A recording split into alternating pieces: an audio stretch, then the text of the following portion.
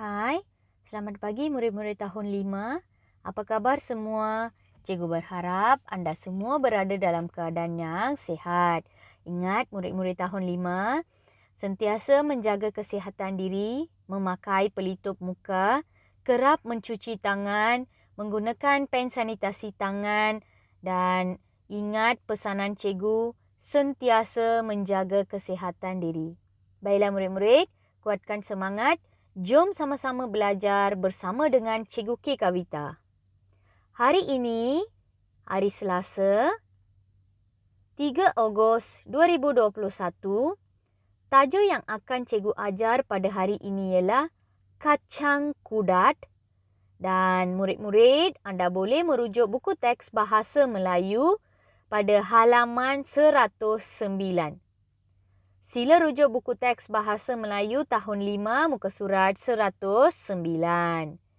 Baiklah murid-murid, hari ini murid-murid akan mendengar dan memberikan respons tentang kacang kudat. Baiklah.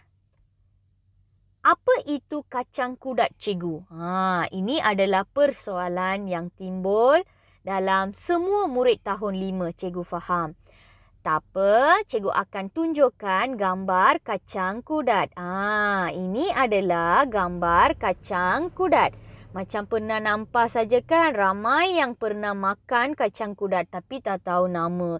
Sekarang, anda perlu tahu nama kacang ini ialah kacang kudat. Baiklah murid-murid, kacang kudat. Apa yang istimewa sangat dengan kacang kudat? Yang pertama, kacang kudat ditanam secara organik. Yang kedua, kacang kudat digoreng dengan pasir laut kudat yang putih dan bersih agar sedap. Yang ketiga, diproses secara tradisional. Seterusnya, tanpa sebarang bahan pengawet dan perasa tambahan. Akhir sekali, mengandungi protein yang tinggi dan lemak yang baik untuk menurunkan paras kolesterol. Baiklah, ini adalah antara kelebihan ataupun keistimewaan kacang kudat. Kacang kudat ini ditanam secara organik dan digoreng dengan pasir laut kudat putih agar bersih dan sedap. Satu lagi, kacang kudat juga diproses secara tradisional, tiada bahan pengawet perasa tambahan. Jadi baik untuk kesihatan kita. Dan yang paling penting ialah kacang kudat mengandungi protein yang tinggi dan lemak yang baik untuk menurunkan paras kolesterol kita. Jadi kacang kudat ini dikatakan sangat baik. Jika kita makan kacang kudat, sangat baik untuk kesihatan kita. Baiklah, ini adalah maklumat penting tentang kacang kudat yang terdapat pada muka surat 109.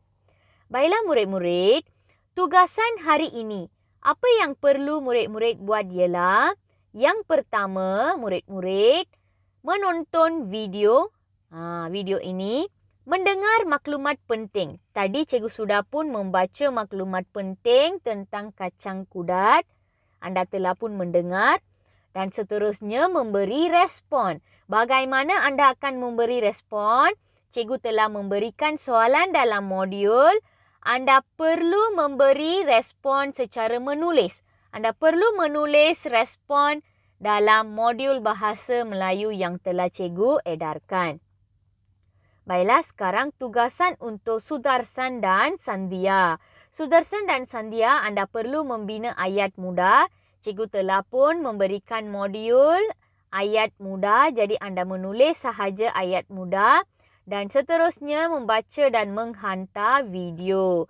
Ingat murid-murid tahun 5, cikgu telah memberikan satu latihan tambahan, iaitu murid-murid perlu membuat latihan quizzes, quizzes Google Form, iaitu di mana murid-murid perlu memilih perkataan yang menggunakan ataupun yang ditulis menggunakan ejaan yang betul.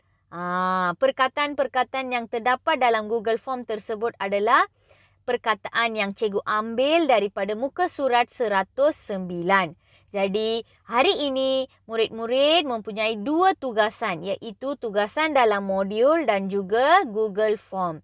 Jadi, cikgu berharap murid-murid jelas tentang aktiviti hari ini dan cikgu harap semua murid dapat menyiapkan kerja yang cikgu berikan dengan jayanya. Jika anda kurang faham atau kurang jelas tentang tugasan hari ini, anda boleh bertanya kepada Cikgu Kavita. Cikgu Kavita sentiasa bersedia untuk membantu anda semua. Sekian sahaja kelas kita pada hari ini. Jumpa lagi pada kelas yang akan datang. Jumpa lagi murid-murid.